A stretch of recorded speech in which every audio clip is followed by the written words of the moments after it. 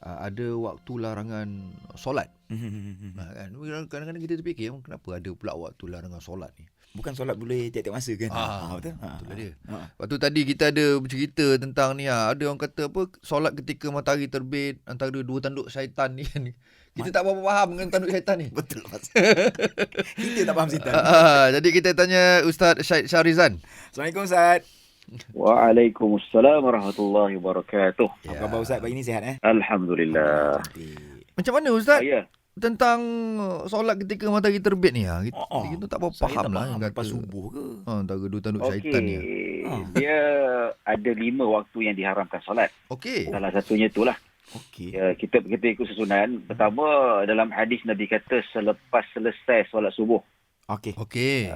Tak boleh solat sunat yang tanpa bersebab. Kemudian ketika matahari terbit. Dia kena tunggu matahari dia punya ketinggian lebih kurang dalam 12 ke 15 minit selepas waktu syuruk. Okey. Bermaksud okey. 7.30 gitu boleh lah. Kita sekarang syuruk lebih kurang dalam 2 minit katakanlah ataupun 6.57. Dia kalau kita boleh solat, nak solat duha tu ataupun solat isyraq dalam 7 suku macam tu lah. Okey. Sebelum tu memang waktu yang diharamkan. Okey, yang ketiga iaitu ketika matahari tengah menegak, lebih kurang dalam 10 minit ataupun beberapa minit sebelum azan Zuhur tu. Itu terlalu kejap lah, lebih kurang dalam beberapa saat saja. Okey. Yang keempat selepas solat asar. Last kali sebelum maghrib masuk, ketika betul-betul matahari tengah menguning. Tu menguning. Maksudnya kalau kita nampak dekat tepi laut tu kan, nampak macam sipi-sipi lagi bulat matahari nak tenggelam tu. Okey. Dia punya cahaya kuning hampir nak ke arah warna oranye. Tapi matahari masih ada sikit lagi lah. Itu tu waktu diharamkan. Yang Nabi kata itulah ketika matahari tengah naik, ya, dan matahari tengah tenggelam. Nabi kata kat situ tu, Nabi kata jangan semayang. Sebab yang Nabi kata ketika itulah orang musyrik sedang sujud. Oh ya ke? Okey. Dia sujud. Dan ketika dia sujud waktu itulah, dua-dua waktu tu, ya, ketika itulah mereka sujud ke arah tanduk syaitan. Gitu ceritanya.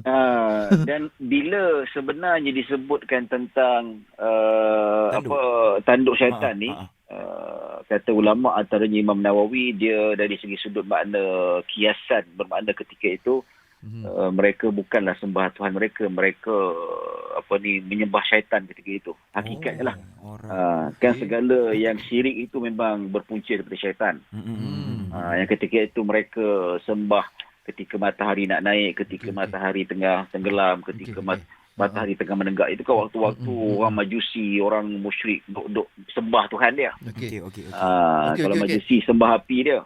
Jadi hakikatnya Nabi kata ketika itu mereka sembah, maka begitu berdirilah syaitan dengan bangganya. Macam tu. Jadi ketika macam syaitan berbangga, dia disembah lah. Dia berjaya mensyirikkan orang. Macam tu lah. Dan ada juga saya dengar larangan waktu berada di tanah haram. Dikecualikan bila berada di tanah haram. Cuma kita tak berapa nak faham ni. So kita tanya Ustaz Syed Syahrizan. Kenapa Ustaz?